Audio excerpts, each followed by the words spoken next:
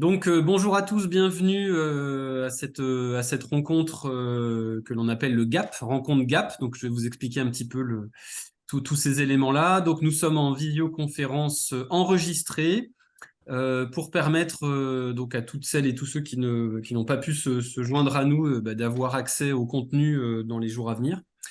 Je suis Benjamin Coignet, directeur adjoint de Trajectoire Ressources. Donc, nous, on est centre ressources pour la politique de la ville en Bourgogne-Franche-Comté. Nous avons pour habitude d'organiser des rencontres différentes dans notre activité. On rassemble différents acteurs pour discuter de différents sujets. Et depuis 2021, on a mis en place un parcours de rencontre qu'on appelle le GAP. Donc GAP comme gouvernance, animation, pilotage. Ces rendez-vous GAP permettent essentiellement d'avoir une lecture stratégique, technique, autour de certains sujets de la politique de la ville. Donc, on a fait toute une période autour de l'évaluation des contrats de ville. Aujourd'hui, enfin sur la période actuelle, on est beaucoup sur la contractualisation, la nouvelle contractualisation pour 2024-2030. Et donc, on propose régulièrement, alors plutôt en présentiel, on se retrouve à Dijon, à Besançon, à Dole, à peu près au milieu de la Bourgogne-Franche-Comté, voilà, sur des journées de séminaire, des journées de travail. On a voulu, malgré tout, proposer un temps en visioconférence. On en proposera un également la semaine prochaine, à la même horaire, à la même heure, lundi prochain, donc sur la question de la rénovation de l'appel à projet. Voilà, donc c'est des sujets assez techniques. Donc aujourd'hui, on vous propose une petite séquence autour de la coopération avec les bailleurs dans le cadre de la politique de la ville, dans le cadre de la future politique de la ville et des futurs contrats de territoire. Et on a souhaité, on va dire, flécher, ouvrir le sujet autour de l'abattement de la taxe foncière sur les propriétés bâties, donc l'abattement TFPB. Puisqu'on a appris dernièrement que cet abattement TFPB était prolongé jusqu'en 2030. Donc, on s'est dit qu'on avait une belle opportunité pour questionner cet abattement, questionner sa mise en œuvre et aller vers des questions et des sujets beaucoup plus de coopération entre les bailleurs et d'autres acteurs de la politique de la ville sur les territoires.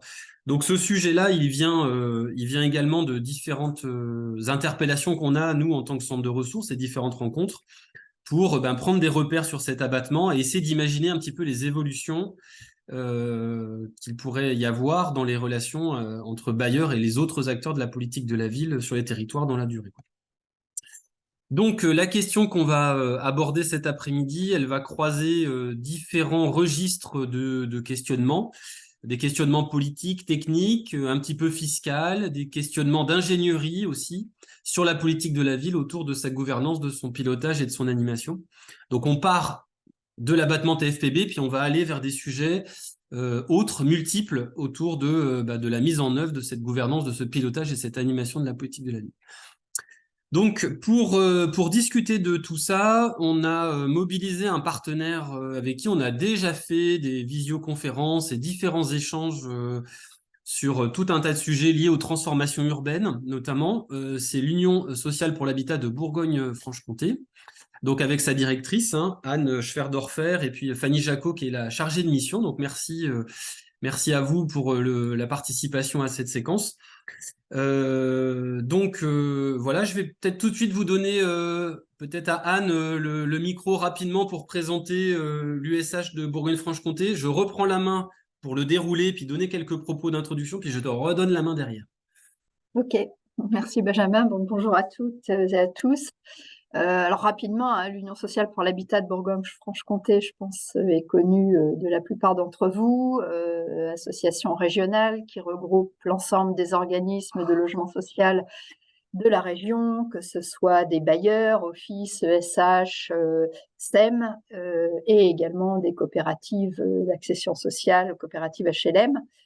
29 adhérents. Nous sommes donc présents aux côtés de ces organismes pour les accompagner dans les nouvelles politiques de l'habitat, pour défricher les nouveaux textes, les projets de loi, pour également assurer lobbying auprès de l'ensemble des décideurs régions, mais aussi nationaux, en lien avec notre maison mère, l'Union sociale pour l'habitat. Et puis, pour informer, accompagner, observer, aux côtés des bailleurs, pour le compte des organismes HLM, avec l'ensemble des partenaires que vous êtes, hein, un certain nombre d'entre vous. Et voilà, donc je pense, petite équipe, hein, l'USHBFC, petite équipe de 6 personnes, et qui intervient sur toutes les thématiques du logement social, qui sont très vastes, et on en découvre encore voilà, au fil du temps, au fil des nouveaux textes réglementaires, législatifs. Voilà, je m'arrêterai ici. Merci. Donc, on va se repasser la parole tout de suite après là, pour vraiment rentrer dans le sujet. Je vous redonne juste un repère également sur cet abattement TFPB. Donc, on a eu dernièrement un comité interministériel des villes qui s'est tenu après plusieurs séquence on a repoussé ce comité depuis plusieurs mois. Il y a eu l'épisode des émeutes qui a également perturbé la tenue de ce CIV, etc. Donc on l'a quand même eu à la rentrée et qui nous a permis d'avoir une diversité de repères, dont un repère qui est que l'abattement sur TFPB est prolongé jusqu'en 2030. Et je cite, pour donner de la visibilité aux bailleurs et permettre des actions pluriannuelles en matière d'amélioration du cadre de vie. Donc on va pouvoir s'inscrire, et ça c'est quand même quelque chose d'intéressant et qui va impacter chaque territoire dans une vision pluriannuelle, d'avoir une lecture. Alors le contrat de ville durera 6 ans.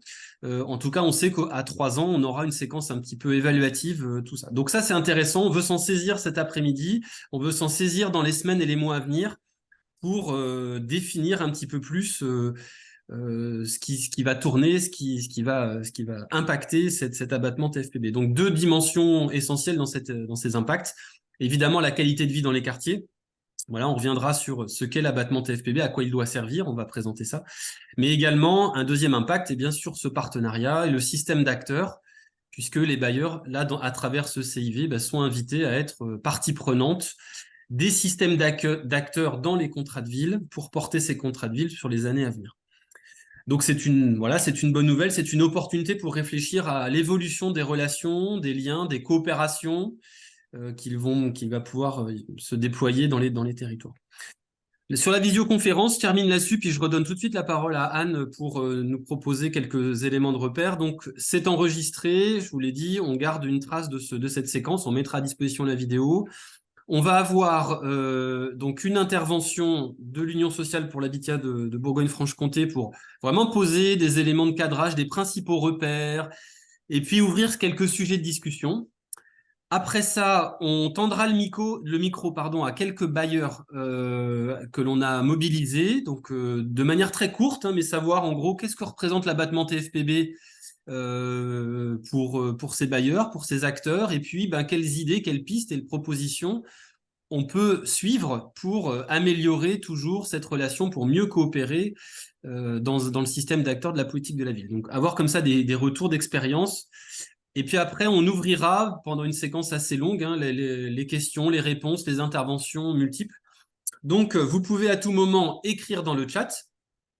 On essaiera de s'en saisir, mais il y aura quand même une séquence particulière où vous pourrez prendre la parole. On n'est pas très nombreux, on a une 60aine d'inscrits. Je ne sais pas si on arrivera à 60, mais on a quand même un collectif qui permet d'avoir plusieurs interactions. Donc on permettra la discussion un petit peu après, mais on va d'abord commencer par par se nourrir ou prendre quelques repères sur l'abattement TFPB. Du coup, Anne, je te redonne la main et tu peux partager l'écran ou nous, on peut partager l'écran comme tu le souhaites. Je peux le partager, je pense que vous le voyez. Ça marche, ouais.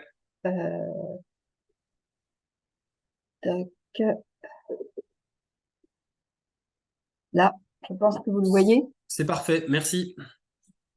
On enlève juste ça qui nous perturbe. Voilà.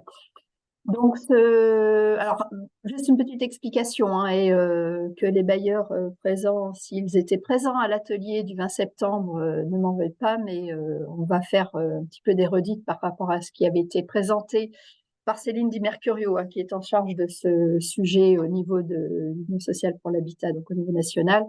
Et je me suis inspirée de son PowerPoint pour vous faire cette présentation.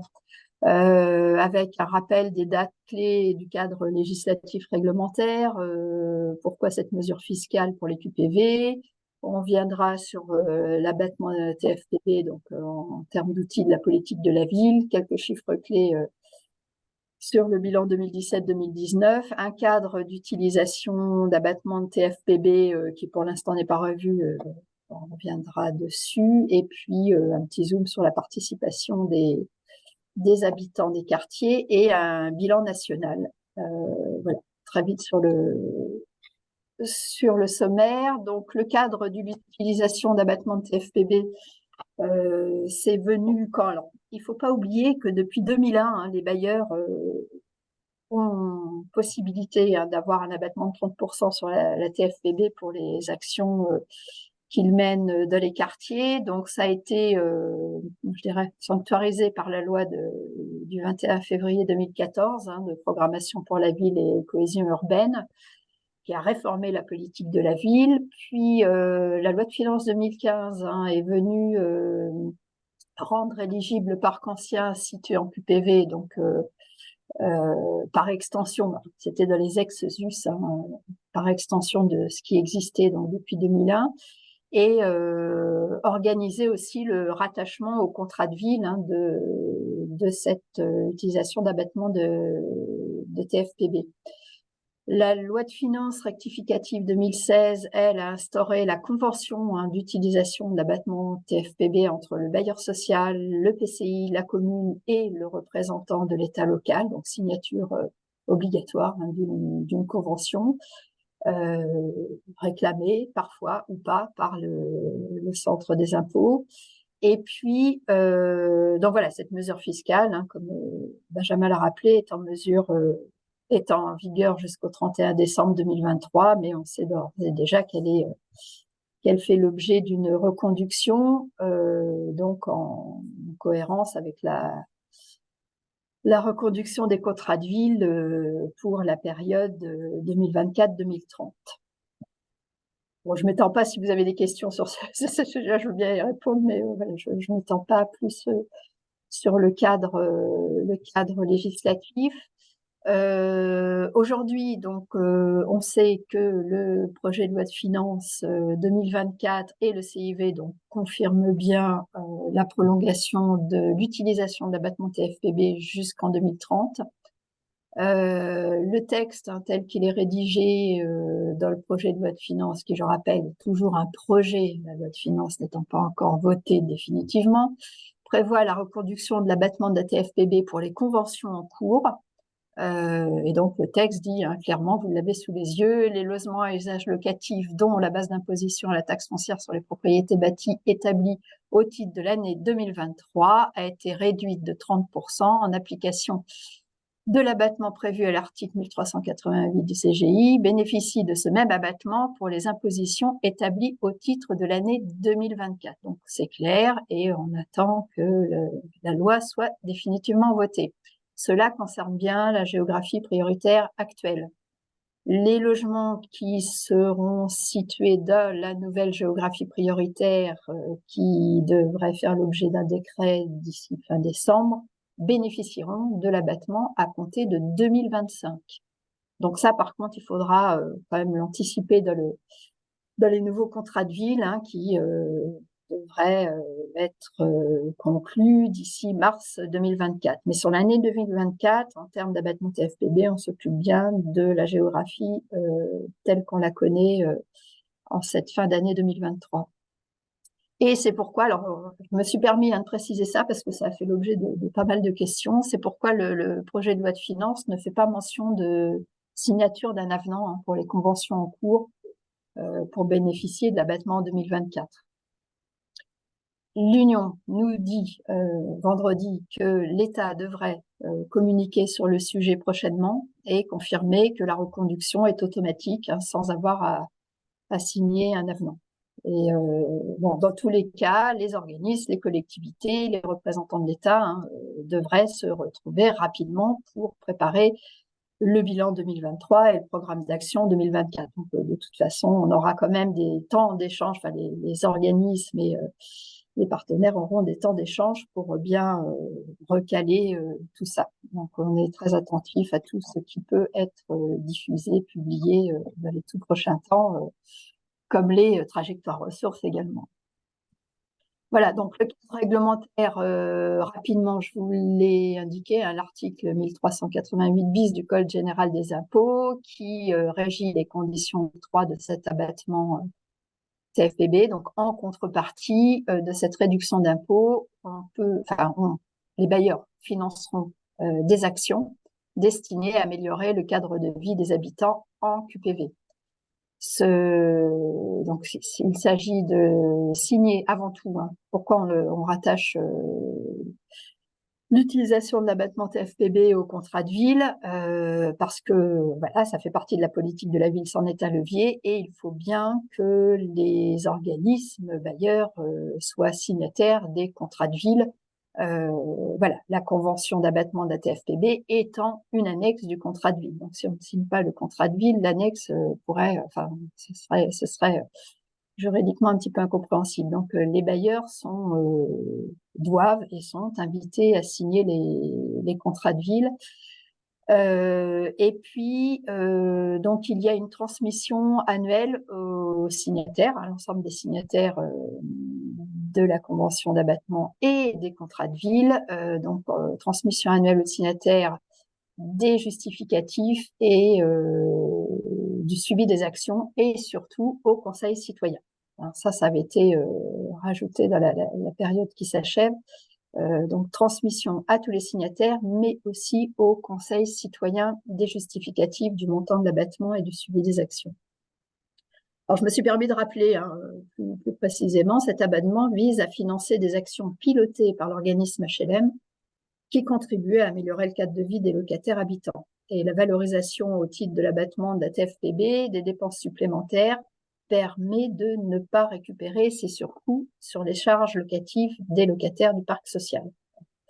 Alors, ces petites choses en italique vous le verrez, vous les retrouverez à la fin de cette présentation, mais voilà, c'était des choses rappelées qui sont évidentes, mais qui font pas de mal de les rappeler. Alors, la mesure fiscale pour les QPV, donc l'utilisation d'abattement de la TFPB est une mesure fiscale pour les QPV.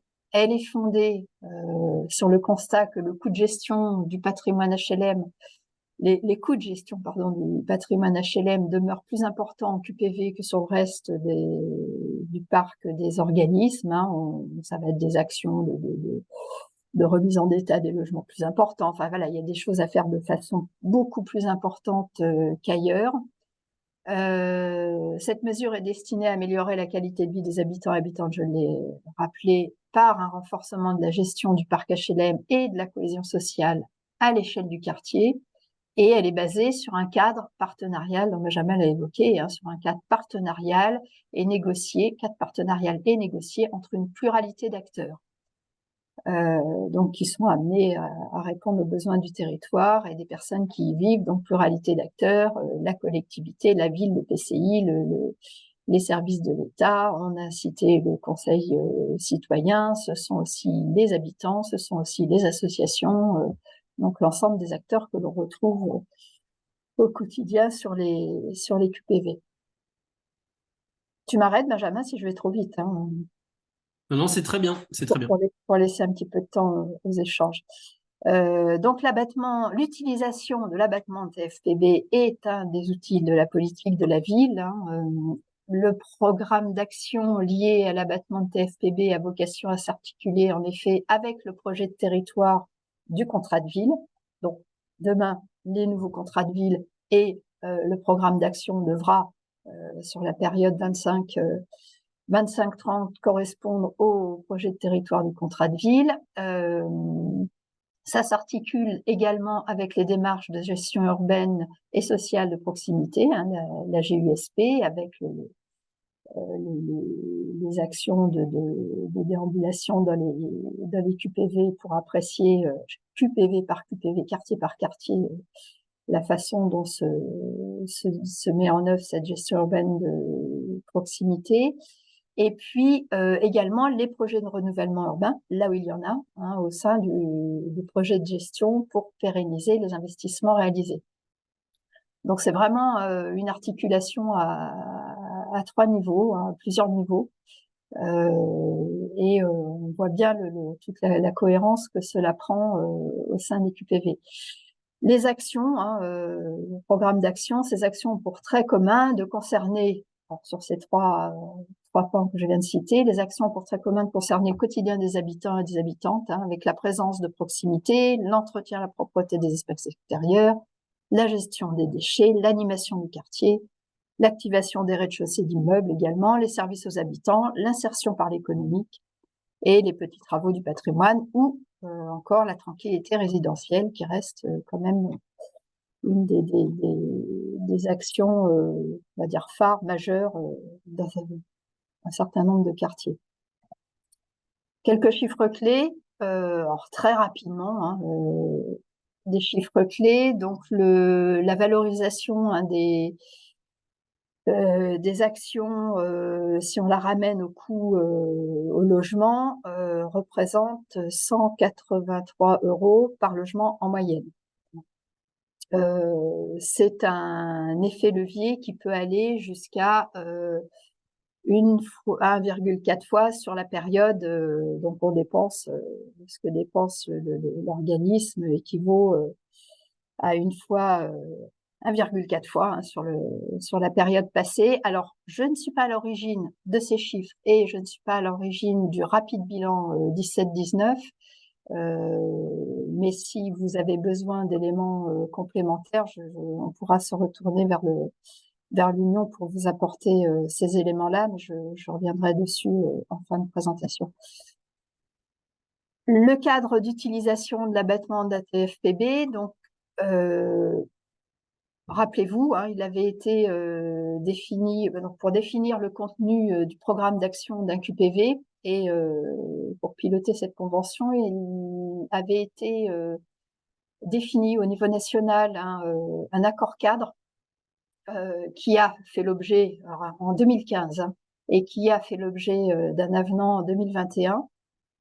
Donc cet accord cadre avait été monté par l'Union et puis l'État au niveau national. Et cet accord cadre, hein, permet de cibler le champ d'intervention sur lesquels vont travailler les bailleurs et leurs partenaires, et permet aussi un plan d'action pluriannuel, hein, donc décliné par QPV, et basé sur un diagnostic partagé entre partenaires et parler des diagnostics en marchant dans les QPV, hein. Donc tout ça vient alimenter la définition du plan d'action, et puis une incitation à la participation des associations de locataires et du Conseil citoyen à l'avis de la convention d'abattement de TFPB. Tout ça, ce sont des apports de 2021. Alors rapidement, je vous remets le cadre tel qu'il avait été défini au départ, hein, avec les axes d'intervention, les thématiques, hein, qui vont du surentretien à la cohésion sociale, en passant par la tranquillité résidentielle. Alors je vous le reverrai, mais je pense que vous le connaissez tous, hein, ce cadre qui a permis de monter les conventions QPV par QPV. Je ne reviendrai pas dessus. Et concernant la participation des habitantes et des habitants, alors ce qui est important à souligner, hein, c'est que la participation des habitants peut être de 2 ordres. Alors, il y a la participation liée à la vie de la convention et celle liée à la définition de la mise en œuvre des actions. La participation de la vie des habitants liée à la vie de la convention on rappelle simplement que le CGI prévoit, le Code général des impôts, pardon, prévoit que le Conseil citoyen soit destinataire, je le reprécise une fois encore, des éléments justificatifs de montant et de suivi des actions.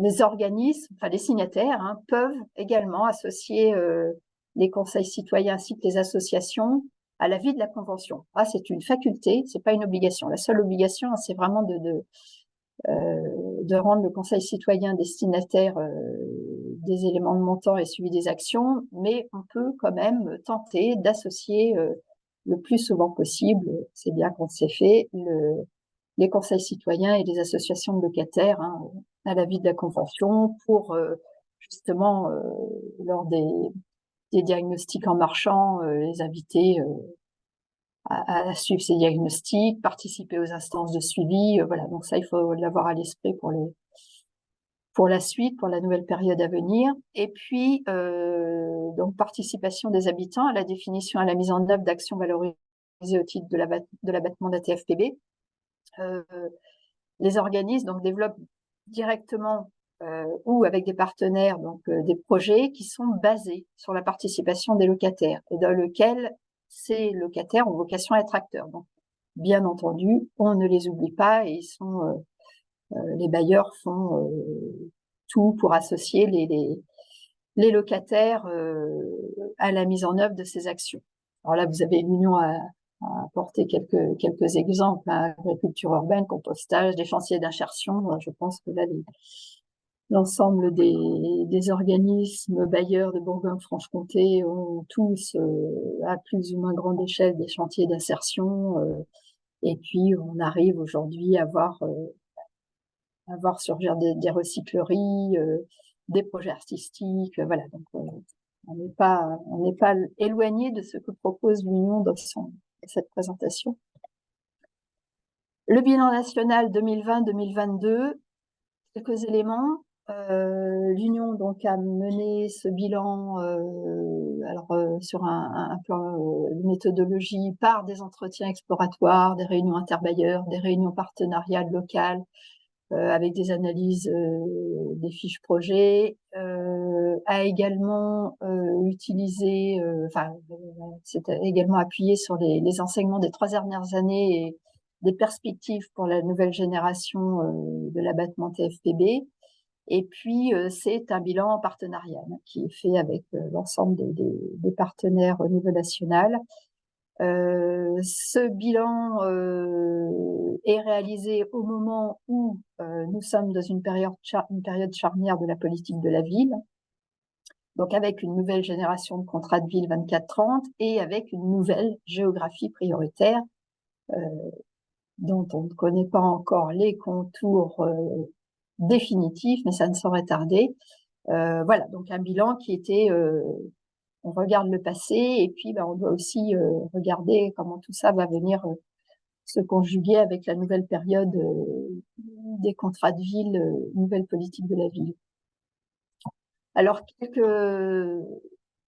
quelques éléments tirés de ce bilan national. L'utilisation d'abattement TFPB, c'est un outil d'innovation parce qu'il permet de financer, d'amorcer des opérations, des actions innovantes, des actions réfléchies collectivement.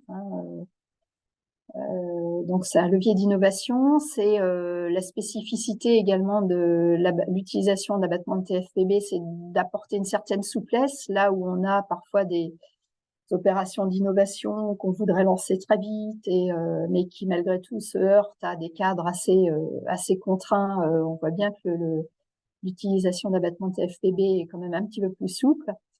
Et puis, la seconde spécificité de cet abattement TFPB, c'est le caractère partenarial et la co-construction. Donc ça, je pense que vous en êtes tous également conscients pour le vivre sur vos territoires. Donc le cadre partenarial et une co-construction pour être au plus près des besoins au sein des quartiers.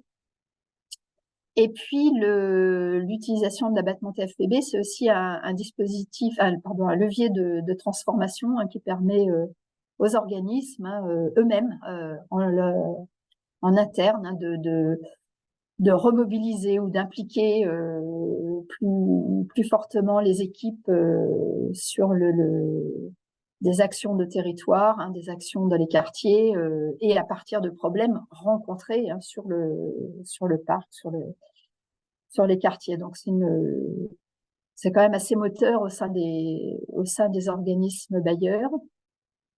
Et l'abattement TFPB donc, peut constituer un levier d'évolution de leurs pratiques sur leur cœur de métier et grâce à des actions qui misent sur également l'amélioration des relations bailleurs-locataires. C'est assez puissant sur certains sites. On a pu le remarquer, c'est assez puissant quand même en termes de levier de transformation. Quelques enseignements de ce bilan 2020-2022. Alors, en reprenant ce qu'avait la présentation de l'Union, un manque de lisibilité dans la gouvernance. Alors, pour avoir suivi d'un peu plus près la mise en place de l'abattement TFPB sur le Doubs, plus particulièrement, le pilotage, l'animation de la convention, c'est des choses quand même qui sont réalisées de façon régulière, qui sont montées aussi en puissance et j'aurais tendance à dire qui fonctionnent. L'Union constate un manque de lisibilité et de la gouvernance, peut-être que sur d'autres territoires, en effet, il n'y a pas eu forcément cette régularité dans le pilotage et dans l'animation de la convention. On peut toujours faire mieux, c'est clair. Mais voilà, je mettrai un petit bémol sur le manque de visibilité de la gouvernance. Il y a quand même des choses qui se font très bien, y compris dans le Jura. Enfin, voilà. Après, je rappelle que c'est un bilan national. L'articulation entre les différents dispositifs, il faut être aussi vigilant à bien voir comment tout ça se maille entre le NPNRU, contrat de ville, voilà. Donc, de bien regarder, bien reposer les choses. Ça n'a pas toujours été le cas partout. Un rôle de régulation et d'arbitrage également entre ces différents dispositifs, et puis bien revoir quelle est l'utilisation du droit commun sur telle action ou pas, et est-ce que l'on va mettre un peu plus. Bon, voilà, c'est tout l'art de la mise en œuvre du contrat de ville et de l'utilisation des différents financements qui peuvent contribuer à la mise en œuvre des différentes actions. Alors le calendrier, je parlais de régularité tout à l'heure, de rencontres régulières, et ça effectivement il faudrait peut-être avoir une feuille de route un peu plus. On parle de pluriannualité, donc vraiment avoir une feuille de route un petit peu plus visible sur au moins les 3 années à venir.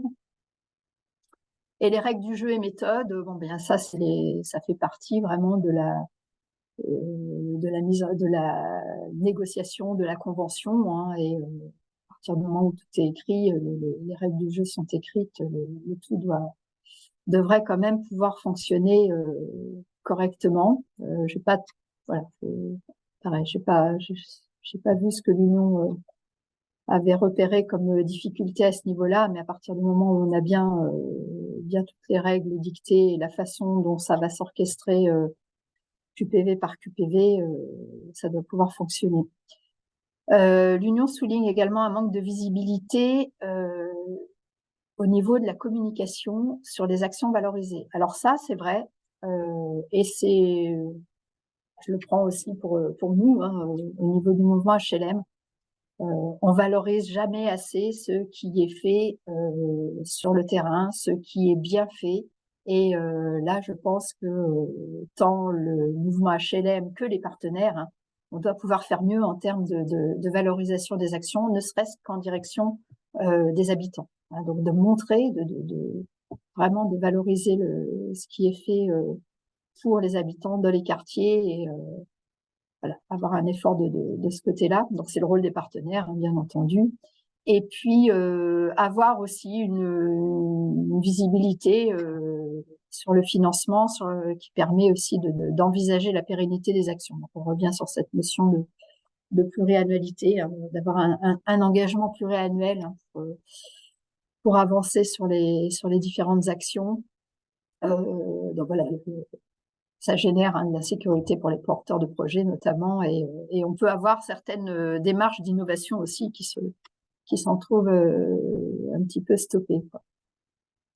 Et puis le bilan national, voilà, met en avant les thématiques prioritaires, hein, alors, pour la période passée, la santé, le vieillissement de la population, la transition environnementale, hein, un vaste sujet, l'insertion socio-professionnelle et l'emploi, la relation bailleur-locataire proximité, ça c'est même, je dirais même, c'est le quotidien du bailleur, et puis la sécurité, alors, sécurité, tranquillité résidentielle. Voilà, et j'en termine sur ce qui va arriver très prochainement. Alors, nous avons vendredi appris la publication d'une plaquette de communication sur l'utilisation de l'abattement de la TFPB, donc plaquette qui est destinée aux collectivités et services de l'État. Elle est sur le site de l'Union, vous l'aurez sur le lien qui est sur ce PowerPoint. Elle est diffusée à compter d'aujourd'hui, demain, au Salon des maires et des collectivités locales, à compter de demain. Et donc voilà, elle a été montée avec les partenaires, enfin validée par les partenaires, la NCT, Ville et Banlieue, l'Intercommunalité de France et France Urbaine. Et d'autres publications vont arriver dans les prochains mois. Donc, le bilan national dont je viens de vous présenter quelques bribes.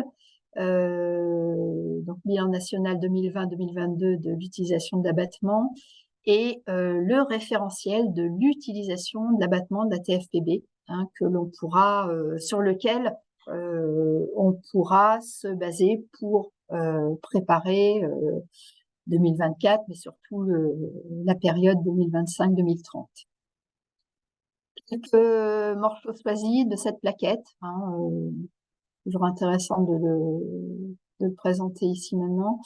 L'abattement de la TFPB vise l'amélioration de la qualité du service rendu aux locataires du parc social situé en PV.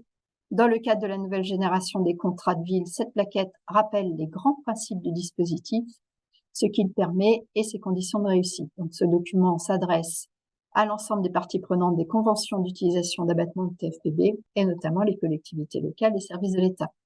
La mobilisation des acteurs de la politique de la ville est essentielle. Cette coopération, c'est l'esprit du dispositif de l'abattement de TFPB en QPV, important levier partenarial financier pour agir au plus près des habitantes et des habitants.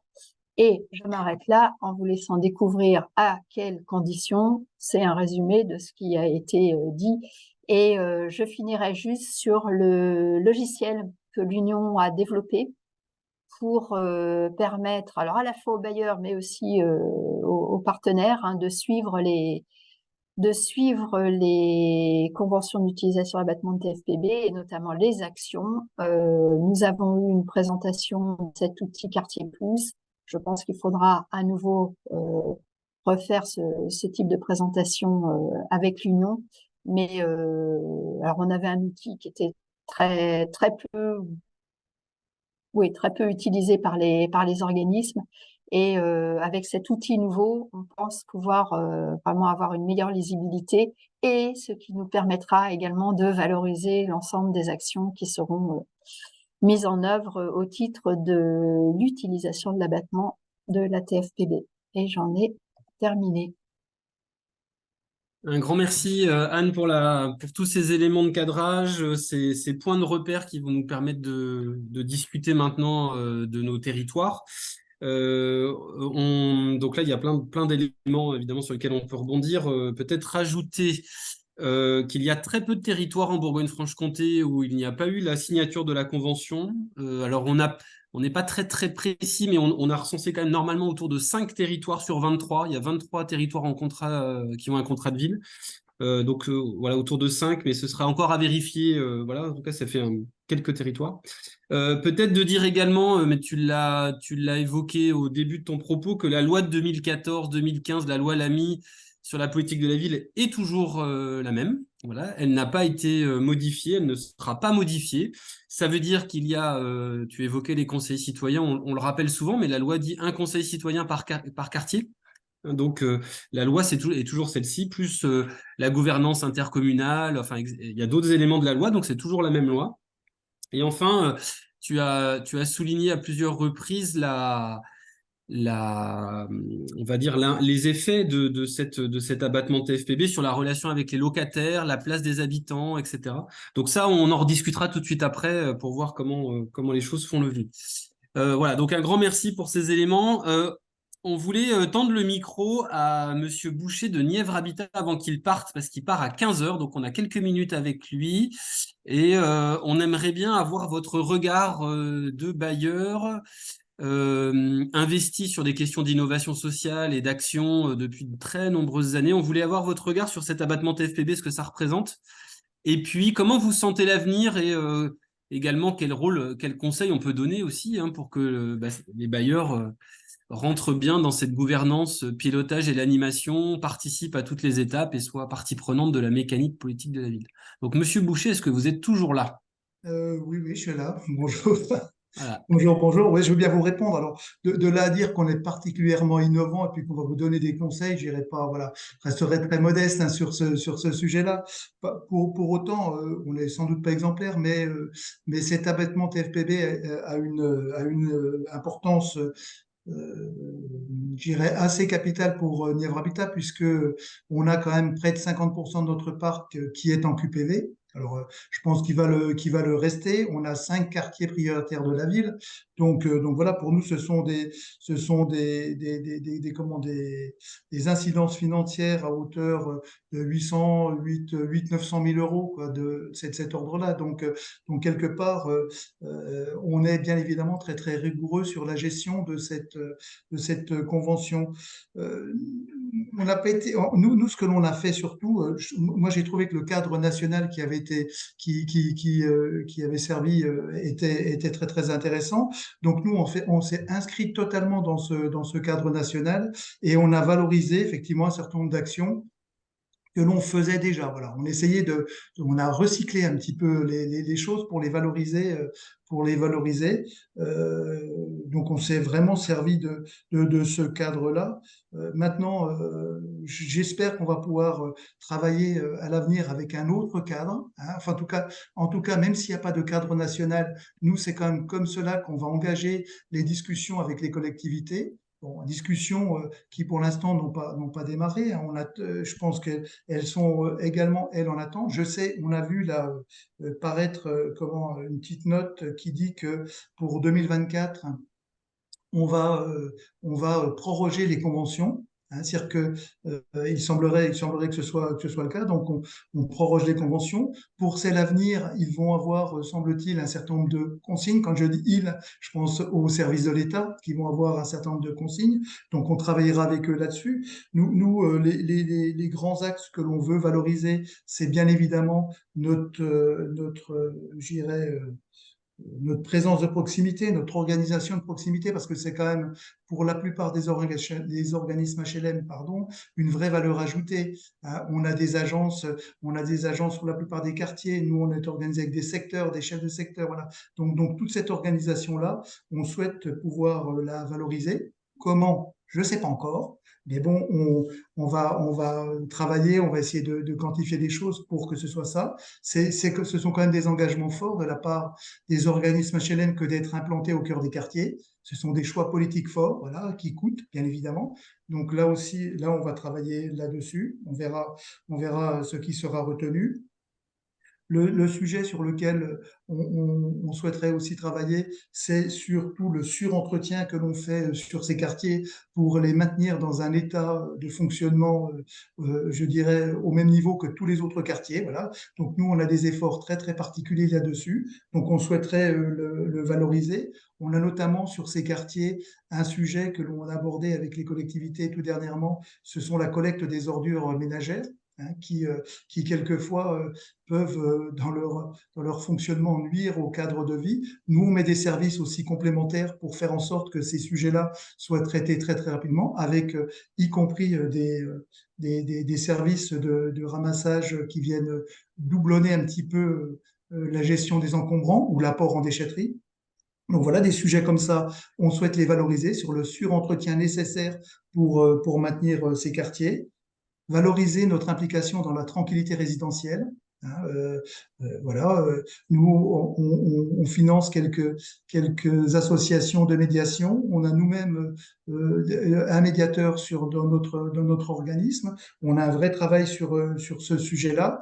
On est très impliqué dans tous les dispositifs qui visent à travailler sur cette tranquillité résidentielle. Bien évidemment, la concertation locataire qu'on souhaite également valoriser. Voilà.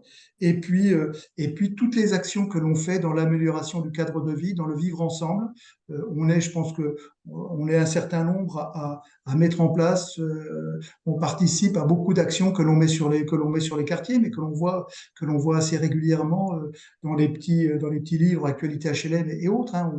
On fait exactement ce type d'action.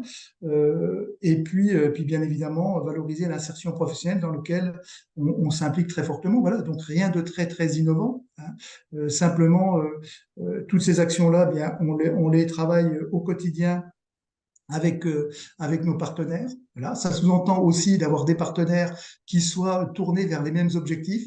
Ça aussi, c'est un vrai sujet. Quelquefois, ça peut être aussi compliqué que de travailler sur des quartiers quand on n'a pas de partenaires qui sont aussi fortement impliqués que nous.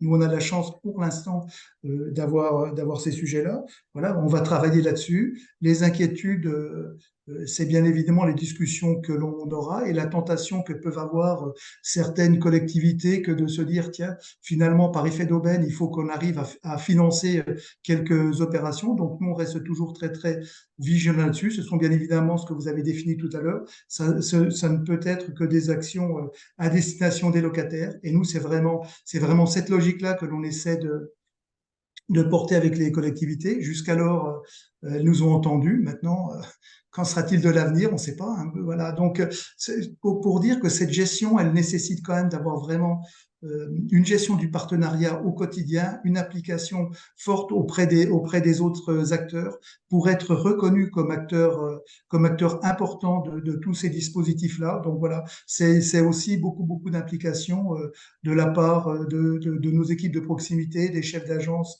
et autres pour être présents dans la plupart des réunions.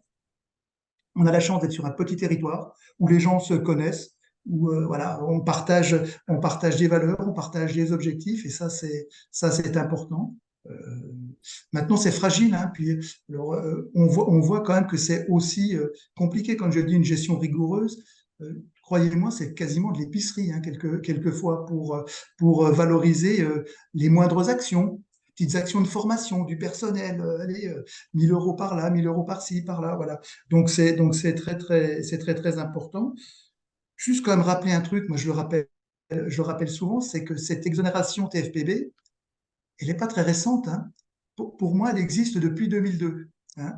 Et 2002, c'était les premières actions où on disait aux organismes HLM un gardien pour 100 logements et en contrepartie de votre mise à niveau, on vous exonérera. Voilà. On a un petit peu oublié ce sujet-là dans la deuxième mouture de ça et on nous a demandé des actions en contrepartie que l'on fait bien volontiers parce que ça fait partie de notre métier, mais quelquefois les comptabiliser, ça peut être lourd. Voilà ce que je peux vous dire de notre petite expérience territoriale. Merci beaucoup pour le retour. Et c'est vrai que par rapport à cette histoire, Anne évoquée, hein, depuis ça 2001. fait 2001, voilà, donc il y a eu du chemin et des évolutions, effectivement, à travers l'entrée. Anne, est-ce que ça souhaite réagir par rapport au témoignage? Oui, deux choses. Donc, depuis 2001, il y avait des bailleurs qui s'y étaient mis, d'autres non. Alors, je parle pas que de la Bourgogne, enfin, Bourgogne-Franche-Comté, je sais pas, j'étais pas là, mais voilà. Le fait de poser les choses clairement et d'édicter ça au travers Code général des impôts, c'est venu amplifier cette façon de faire des organismes, et ceux qui ne le faisaient pas se sont rendus compte qu'en le faisant, c'était quand même beaucoup mieux. Et je reviendrai, le deuxième point, c'est le partenariat, partenariat local alors, M. Boucher, vous l'avez dit, on est sur des petits territoires, et en Bourgogne-Franche-Comté, ça fonctionne, parce que alors la région est grande, mais les bailleurs sont chacun sur leur territoire, peut-être des fois en interbailleur, d'autres fois non, mais connaissent bien leurs partenaires, connaissent bien leur environnement, et ça fonctionne. Alors, il peut y avoir quelquefois des points de dysfonctionnement, mais à ce jour, voilà, on pense que la mécanique est en marche, au terme de plusieurs conventions d'avenants, les choses sont lancées, et on va pouvoir faire mieux sur la nouvelle période qui va s'ouvrir. Encore mieux.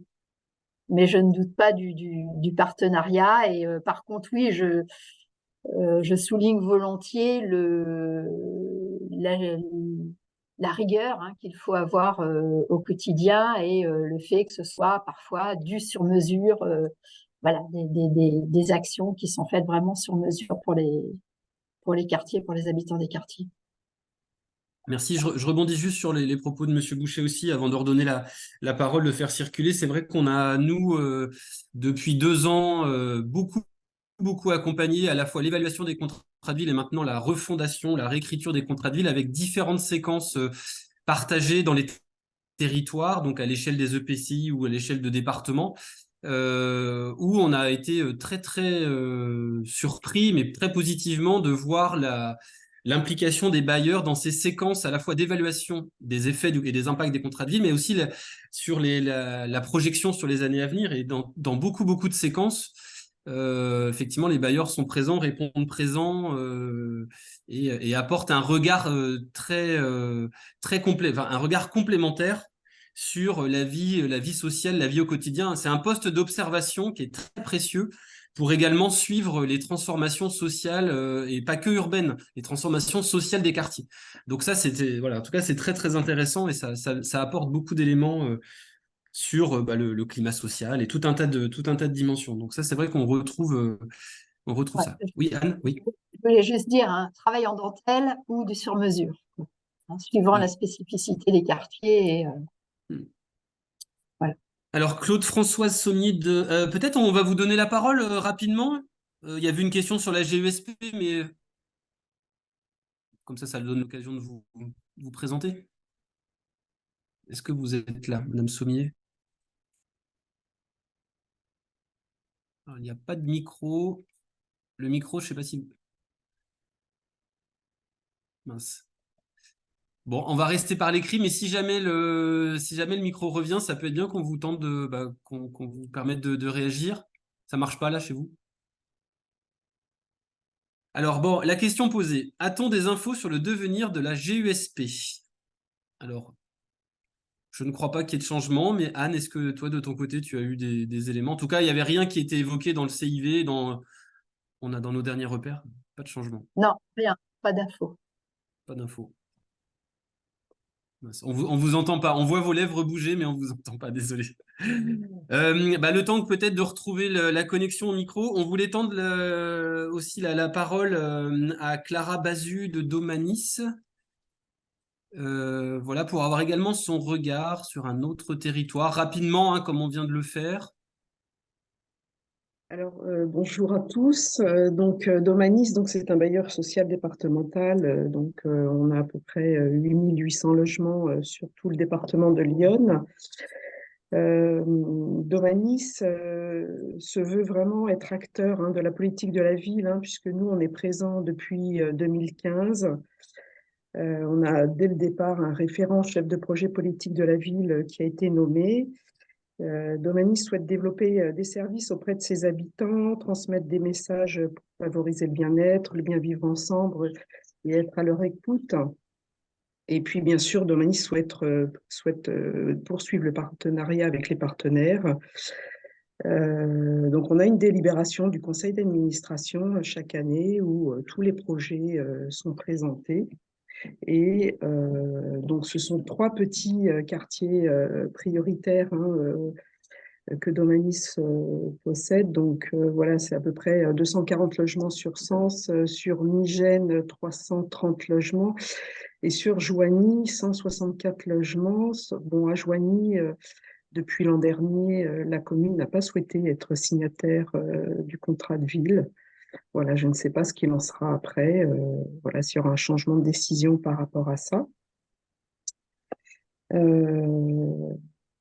Sinon, bon, on participe beaucoup aux appels à projets, particulièrement au niveau de l'animation, du lien social. Donc, à chaque fois, on participe à hauteur de 70% du montant de notre abattement, ce qui n'est pas rien.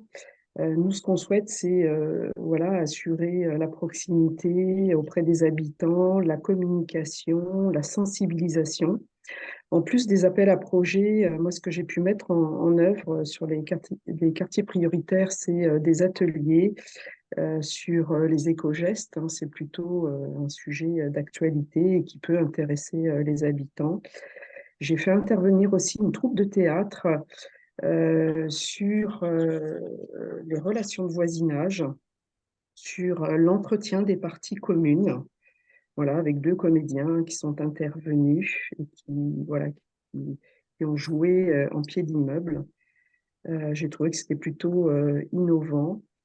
Je note quand même une difficulté, quand même si on va vers les habitants, c'est compliqué. Alors peut-être que le Covid, la situation sanitaire n'a pas arrangé les choses, mais je trouve que c'est compliqué de mobiliser les habitants, de les faire venir participer à ces animations.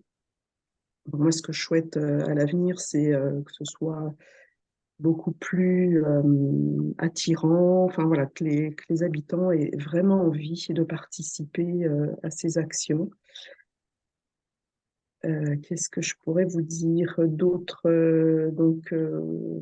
par rapport à la politique de la ville, donc Domanis s'attache aussi à essayer d'assurer la sécurité des habitants. Sens a fait l'objet d'émeutes, hein, comme plusieurs villes en France. Et donc, pour le coup, on est assez sensibilisé sur ces sujets-là.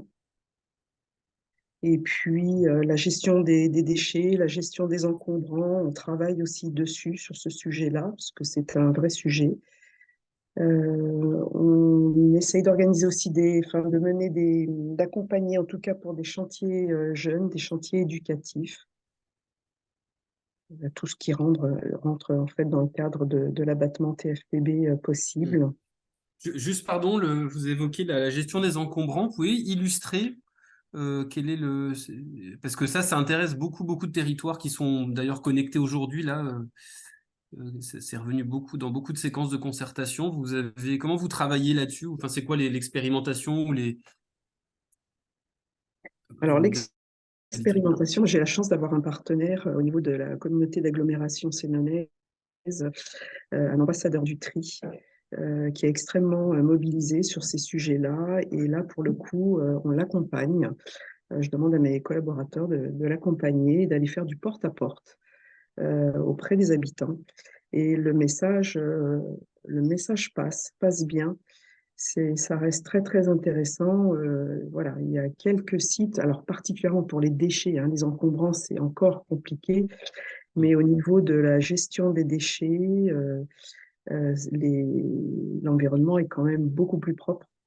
Et on sent que on a aussi des habitants qui se mobilisent. Dernière sensibilisation qu'on a pu faire et action qu'on a pu mettre en place, ce sont des containers intelligents qu'on a mis en place sur certaines résidences. Et là, pour le coup, on a des locataires qui font davantage le tri, qui se mobilisent. Et donc, voilà. Moi, je suis convaincue qu'il faut aller à la rencontre des habitants et leur faire passer des messages pour améliorer leur environnement. Ok, merci beaucoup. Donc on voit votre démarche de sensibilisation, voire d'action éducative, voilà, sur différents sujets. Donc ça, c'est effectivement assez intéressant par rapport à ça. On voulait tendre le micro à un dernier bailleur avant d'ouvrir vraiment très largement, notamment aux acteurs de la politique de la ville, hein, aux chefs de projet, etc., qui sont présents. Est-ce que Karim Belmadani est avec nous de Abélis? Bonjour à toutes et à tous. Oui, Vous bonjour. m'entendez bien? Oui. Très bien. Alors, ben, en fait, pareil, avoir un petit peu votre regard sur cet abattement TFPB, ce que ça représente, et puis votre regard pour l'avenir, un petit peu les sujets sur lesquels il va falloir travailler, améliorer les choses, voilà, avoir un petit peu votre regard. Moi, j'ai en charge de l'abattement TFPB depuis 2019. Donc maintenant, ça fait 4 ans que je suis en charge de cet abattement TFPB dans la société. Alors, nous, on est présent sur l'ex-région Bourgogne, donc sur les 4 départements, sur 8 quartiers et 6 communes. Donc, j'ai une vision assez globale de l'abattement TFPB parce que toutes les communes ne fonctionnent pas de la même manière. Ils ont tous un fonctionnement différent. Donc, nous, on essaye de s'adapter en fonction des besoins et des demandes des collectivités et de l'État. Donc, ça nous permet à nous de valoriser des actions qu'on ne valorisait pas auparavant ou qu'on ne peut pas valoriser sur d'autres territoires. On peut aussi valoriser le surentretien, ce qu'on ne fait pas. Et là, ça nous permet aussi de montrer aux collectivités territoriales et à l'État qu'on est sur certains QPV en surentretien. Alors, je dis certains QPV parce que voilà, il y a des choses il y a des choses qui se passent sur chaque territoire. Des fois, on va avoir des projets de PNRU assez importants.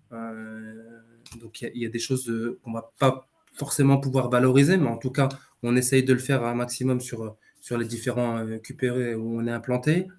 Valoriser aussi la présence de proximité. Nous, on a des chargés de tranquillité résidentielle qui s'occupent notamment des troubles de voisinage. Donc ça, c'est des choses à valoriser. Ou quand on a des permanences sur un territoire qui est un peu éloigné de l'agence, on peut aussi le valoriser dans l'abattement TFPB.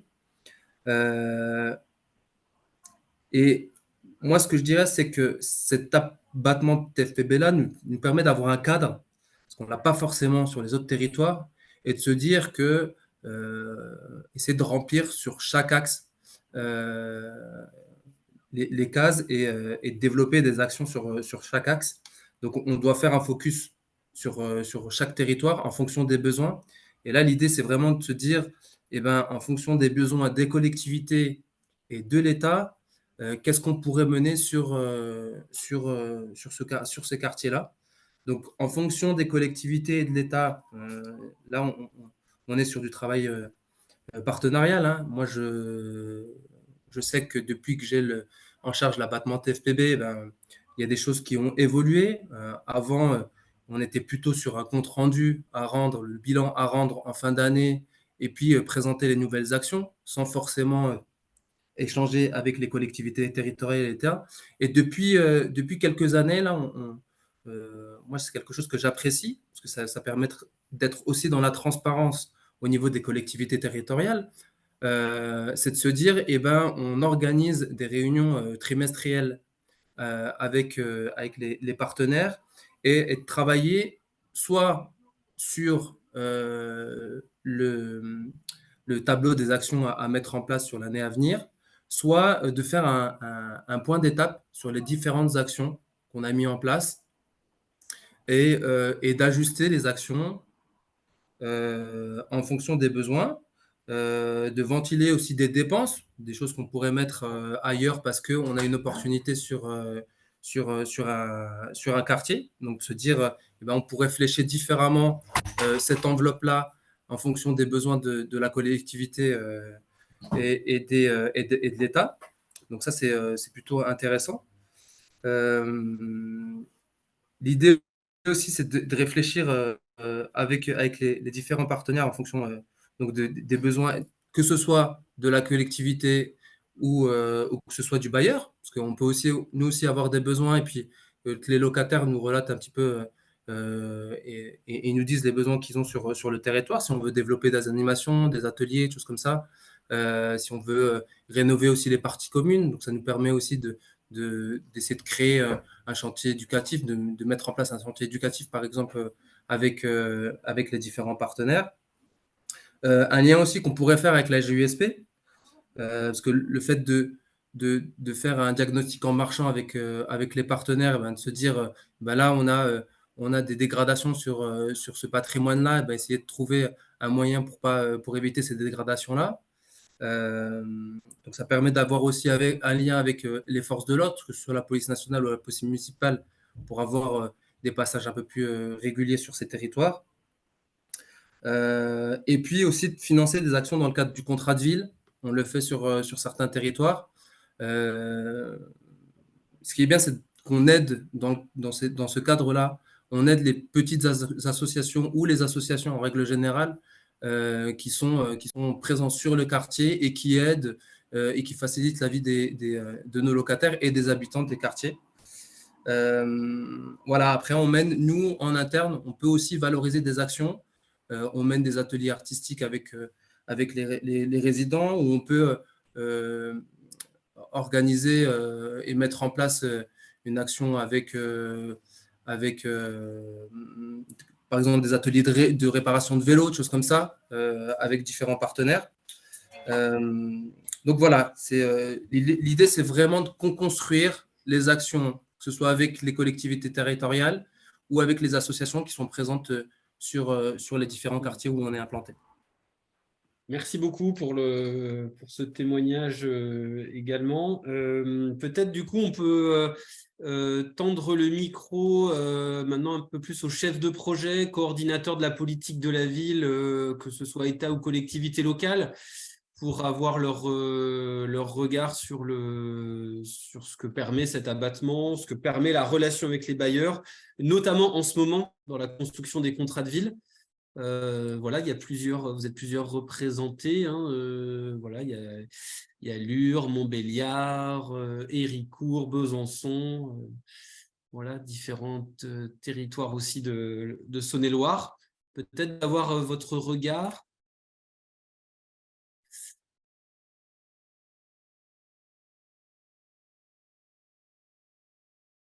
Je propose peut-être à Besançon. Vous êtes plusieurs. Edmond. Oui, je peux dire deux mots, mais on est plusieurs à être concernés là, autour de l'écran, puisque la DDT du Doubs est également présente, l'USH, bien sûr.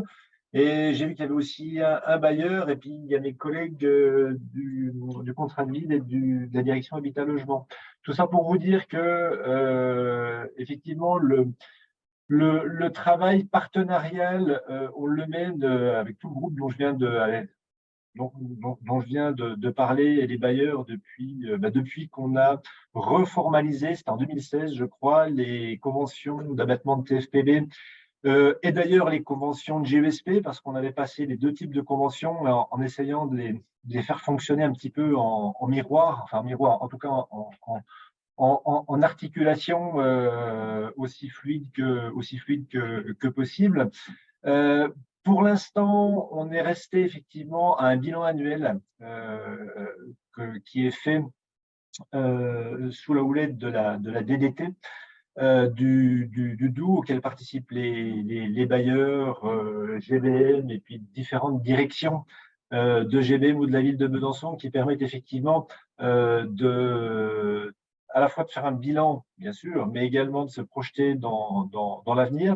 Ce qui a été dit par différents interlocuteurs aujourd'hui, notamment sur la proactivité. On n'est pas très proactif aujourd'hui. Alors, on travaille très bien avec tous les partenaires que je viens de citer, mais je pense qu'on doit se projeter vers un petit peu plus d'anticipation, de proactivité.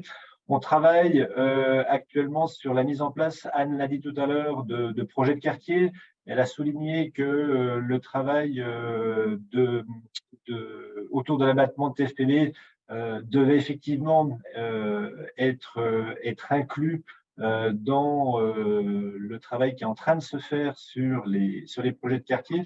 Donc, il faut effectivement mais ça, les bailleurs le savent, on s'en est déjà parlé, qu'on fasse certainement un pas de plus vers une meilleure intégration des actions des bailleurs financés dans le cadre de la TFPB, dans le cadre de ces projets de quartier. Bien sûr que les bailleurs sont partie prenante dans ces projets de quartier, bien sûr qu'ils sont signataires du prochain contrat de ville. Et je pense qu'effectivement, si on a des efforts et on en a certainement à faire, ce sera certainement dans ce cadre-là, à la fois dans le cadre de la gestion quotidienne, puis peut-être vers un petit peu plus d'anticipation. Alors, certes, les bailleurs, les représentants des bailleurs, en tout cas certains d'entre eux l'ont dit, le financement sur le surentretien, le financement sur le renforcement des équipes qui gèrent les structures implantées dans les quartiers, mais voilà, peut-être qu'il faut qu'on se projette un petit peu plus vers des actions innovantes dans le cadre de cet abattement. Voilà, très, très rapidement, tout ce que je peux dire, mais peut-être que mes collègues présents peuvent compléter sur notre pratique passée. Et alors, à venir, on va l'inventer, mais en tout cas, passer de l'abattement de TFPB. Merci Edmond. Voilà, est-ce que au niveau du territoire de Besançon, il y a des témoignages complémentaires? Ils souhaitent. Peut-être, je suis donc Agnès François de la DDT du Doubs. Donc moi, je m'occupe de la TFPB, enfin le suivi de la TFPB pour tout le département du Doubs, c'est-à-dire pour tous les quartiers du département, tous les QPV du département du Doubs, sur les 3 collectivités. Donc en effet, ça permet, enfin nous, c'est vrai que ça demande peut-être faire un peu plus de proactivité, parce que pour l'instant, on fait des réunions, on échange sur les bilans, on voit des fois ce qui peut être amélioré, ce qui peut se faire. Il y a toutes les actions qui sont faites en interbailleur, notamment avec l'USH, ce qui est très intéressant. Ça permet d'en parler et puis de voir éventuellement, même d'un territoire à l'autre, ce qui se fait et dans quelles conditions. Donc ça, c'est intéressant. Voilà. Et donc là, nous, on va continuer et on espère. Donc nous, on était très en attente des informations que Mme Schoendorfer a donné tout à l'heure, notamment, bon, ce qui est rassurant, c'est qu'en effet, pour l'année 2024, on va être vers une reconduction, je dirais, sans aucun document à signer. Donc ça nous soulage parce que quand même, c'est des documents très lourds à mener jusqu'à la signature. Et donc, on va travailler, je pense, en 2024 sur la mise au point donc, des nouvelles conventions TFPB qui seront applicables, si j'ai bien compris, à partir de 2025. Voilà. Ouais, et je remercie aussi, moi, enfin ça demande beaucoup de travail à tout le monde, notamment pour les bailleurs, un travail de collecte de toutes ces informations. Et c'est vrai que c'est assez fastidieux pour tout le monde, mais c'est très intéressant de voir et de ce qui se passe dans les quartiers, surtout si en amont, il y a eu des diagnostics en marchant qui permettent d'identifier s'il y a des dysfonctionnements où il faut porter l'effort. Voilà. Merci beaucoup. Edmond, vous vouliez… Oui, je voulais rajouter un point calendaire. D'ici fin mars, on va se concentrer sur le futur contrat de ville, sur les projets de quartier, sur l'appel à projet, et on retravaillera à partir du second trimestre les conventions d'abattement de TFPB. Et c'est logique comme ça, parce que comme on aura travaillé sur les projets de quartier qui vont être intégrés dans le contrat de ville, ça permet, avec tous les partenaires, ça permettra ensuite d'articuler au mieux, mais sur des grands principes qui ont été arrêtés auparavant, les modalités et les contenus à la fois de la convention d'abattement de TFPB et des conventions GESP, qui seront donc très vraisemblablement définis, enfin en tout cas les contenus définis quartier par quartier. Ça va dans la logique même de la logique territoriale sur laquelle on travaille actuellement. Ça m'amène à la question qui était dans le chat. Alors, je ne sais pas si c'est monsieur ou madame Papelou d'Habitat 25. Monsieur. Monsieur Papelou. Peut-être vous pouvez peut-être vous tendre le micro aussi là, sur cette question, parce que ça rejoint sur la question qu'on vient d'aborder sur le contenu de ces... Est-ce que vous voulez Bonjour. Bonjour. Frédéric Papelou, Habitat 25, donc dans le département du Doubs. Avant de relayer la question que j'ai écrite tout à l'heure dans le chat, je voudrais apporter un complément au propos d'Edmond Corne pour aller dans son sens. Effectivement, le travail aujourd'hui sur les plans d'action abattement TFPB reste un travail aujourd'hui intéressant. Après, je ne peux être que d'accord avec la collectivité. Si on a un progrès à faire, je veux dire côté bailleur en tout cas, mais collectivement, c'est d'aller davantage vers l'innovation, je dirais, et peut-être de sortir davantage de la valorisation d'actions qui relèvent de la gestion courante. La gestion courante n'est pas du tout à négliger, mais néanmoins, l'innovation, ça peut être vraiment une piste de travail intéressante.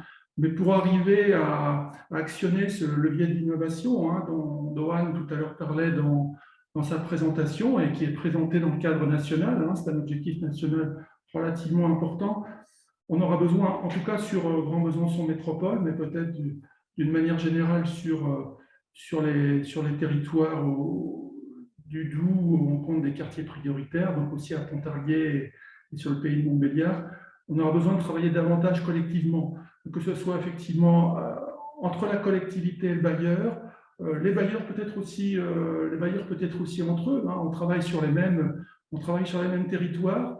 Et aujourd'hui, notre travail dans le cadre de ces plans d'action d'abattement de taxes foncières reste un peu cloisonné. Je pense que c'est quelque chose de nuisible à l'innovation et à l'amélioration des qualités de service aux habitants. On a sûrement des progrès à faire de ce côté-là, et sans forcément que ça coûte plus cher. C'est simplement une question d'organisation et de volonté des uns et des autres. Voilà ce que je voulais dire. Et sinon, effectivement, concernant le cadre thématique que Anne présentait tout à l'heure, avec des 8 thèmes, je crois, et 31 types d'actions possibles, je me demandais si ce cadre était susceptible de changer dans les prochaines conventions d'abattement, ou est-ce qu'il restera le même? C'est un cadre qui est assez complet, et peut-être les différentes parties prenantes, que ce soit État ou collectivité, souhaitent mettre en avant peut-être certaines thématiques par rapport à d'autres, prioriser davantage, je ne sais pas. Est-ce qu'il y a des changements dans l'air à ce sujet? Et est-ce que l'USH, les services de l'État ou bien une trajectoire ressources là, qui baignent complètement dans la préparation des prochains contrats de ville sont informés de changements possibles? Alors, côté trajectoire ressources, ça va aller très vite. Nous n'avons pas d'informations sur ce sujet. Non, et côté Union, donc l'Union nous annonce un référentiel. Donc, ce référentiel, selon moi, devrait reprendre ce que l'on connaît, le cadre tel qu'il a été établi donc, en 2015 et augmenté en 2021. Sauf si ce référentiel va sur d'autres pistes, mais là, on est déjà quand même, on a déjà un champ d'intervention assez large. Donc, faudra voir ce qu'il y a derrière ce référentiel. On saura ça dans les 2 mois qui viennent. À suivre. Donc, on relaiera, nous, en tout cas, l'information dès qu'elle sera officielle et disponible. On la relaiera. Merci. C'est vrai que ça fait plusieurs fois là, dans notre discussion, on revient sur l'idée aussi d'un travail interbailleur. On en entend parler également dans les séquences de préparation du futur contrat de ville. Ça revient à plusieurs reprises. Est-ce qu'il y a des témoignages en ce sens déjà de pratiques engagées, notamment sur de la collaboration interbailleur qui porte ses fruits, puis qui pourrait être un peu l'avenir, enfin qui pourrait continuer à se déployer à l'échelle des quartiers, à l'échelle des EPCI, sur des choses concrètes d'ailleurs, ou sur des coordinations de bailleurs? Est-ce que ça existe ça? Nous, on n'en a pas entendu parler, mais est-ce que ça existe? On a un interbailleur sur le Grand Besançon, métropole, alors non pas animé par l'Union, mais par le groupement des bailleurs sociaux du Doubs, qui a une association qui regroupe les bailleurs du Doubs, mais à vocation plus opérationnelle, et qui vraiment coordonne l'interbailleur. Et donc, sur ces QPV bisontins, nous avons mis en place, ça fait déjà quelques années, puisqu'on en est au c'était le troisième marché, un dispositif de médiation, de tranquillité résidentielle, donc qui intervient sur le patrimoine des 3 bailleurs byzantins. Donc ça, c'est, je sais pas, Edmond pourra aussi reprendre la parole, le service de l'État, mais voilà, ça c'est quelque chose qui fonctionne, qui peut être amélioré aussi, et qui peut effectivement être amélioré pour répondre aux prochains objectifs du contrat de ville. Enfin voilà, tout peut être pensé d'une période à l'autre. Mais voilà, ça c'est un exemple d'interbailleur. Merci. Est-ce qu'il y en a d'autres éventuellement sur d'autres territoires pour illustrer un petit peu ces modalités? Alors, je ne sais pas si c'est nouveau, mais en tout cas, c'est de plus en plus attendu. Peut-être toujours dans le cadre de l'abattement TFPB, donc Domanis a mis en place de l'éco-pâturage avec un autre bailleur, puisque on avait chaque bailleur avait une parcelle. Voilà, et donc pour le coup, on a mené ensemble cet éco-pâturage voilà, durant 2 ans. Merci. Voilà, donc toujours cette question ou d'autres sujets que vous souhaitez aborder, évoquer sur l'avenir de ces futurs contrats de ville et de ces nouvelles collaborations à venir entre les bailleurs et d'autres acteurs de la politique de la ville? Mais entendre les bailleurs, l'ensemble des intervenants, il faut vraiment qu'on valorise toutes ces actions. Alors, l'outil que l'Union a créé pour avoir un peu plus, y voir beaucoup plus clair et pouvoir recenser l'ensemble de ces actions permettra de valoriser les actions et sera présenté, je le redis, aux bailleurs, mais peut-être les collectivités seront ont aussi l'info, le 12 décembre. Il y aura une visio pour présentation. Vous avez dû recevoir ce matin au niveau des news de l'Union, le 12 décembre, cet outil Quartier Plus sera présenté ou représenté pour ceux qui n'avaient pas participé à la première présentation. Les autres partenaires auront possibilité de voir cet outil? Mais normalement, c'est destiné aussi aux collectivités. Donc là, sur cette... qui est-ce qui est invité? Quartier Plus, démo du 12 décembre 2023. Des partenaires ont également été associés à la démarche de recueil des besoins. Je poserai la question à l'Union. Qui peut se mettre sur cette démo? Ok, ben merci. Merci. Pareil, dès que l'information est prête, nous, on peut relayer également tous les acteurs de la politique de la ville via notre newsletter, notre site, etc. Bien. Alors, est-ce qu'il y a d'autres témoignages, d'autres questions sur cet avenir? En tout cas, l'avantage de cette séquence, c'est que ça permet de reprendre quelques repères et puis de se dire que l'avenir est possible, parce qu'il y a quelques semaines, on ne savait pas du tout comment les choses allaient se passer au niveau de l'abattement. Là, on a un peu de vision d'avenir. Voilà. Est-ce qu'il y a d'autres interventions, d'autres témoignages, d'autres questions, d'autres sujets? Françoise. Mince. C'est frustrant, hein, c'est très frustrant. Sinon,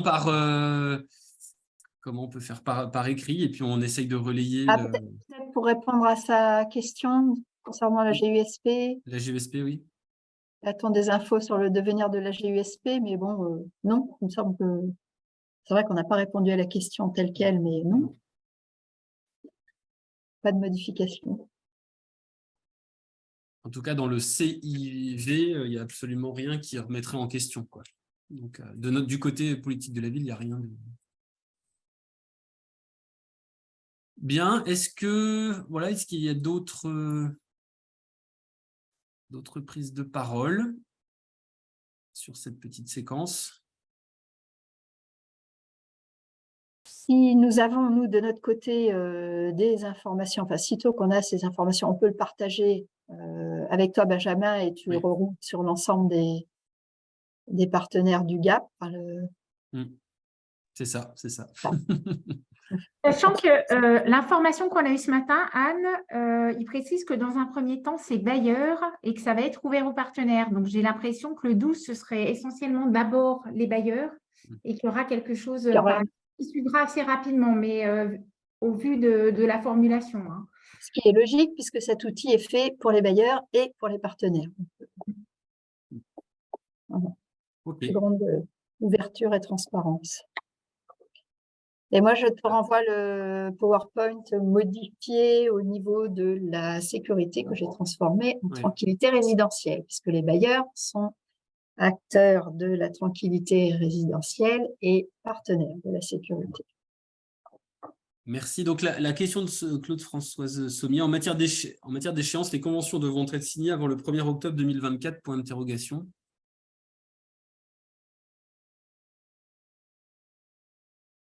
Donc là, les conventions d'abattement TFPB devront être signées pour le 1er janvier 2025.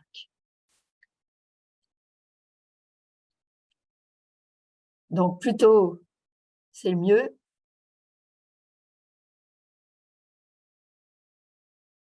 On va d'abord essayer de signer les contrats de ville avant, si si vous en êtes d'accord. Hein, Cathy, à Dijon, je pense que ce serait pas mal. On va essayer. Parce que ça demande quand même de refaire un état de tout le patrimoine en QPV. Donc, pour ceux qui ont des QPV qui vont évoluer, ça va demander quand même un gros travail de remise à plat. C'est vrai.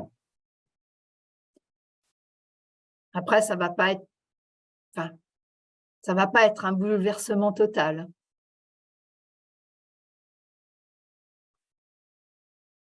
Bon, très bien. Eh bien, si on a fait le tour, on avait prévu environ 1h30 jusqu'à 2h maximum, donc on arrive à une visioconférence qui est relativement soutenable d'1h30, c'est assez pertinent. S'il n'y a plus d'autres interventions, plus d'autres questions, je vous propose de clore cette séquence. Je fais un petit tour des visages et il n'y a rien qui annonce en tout cas une prise de parole.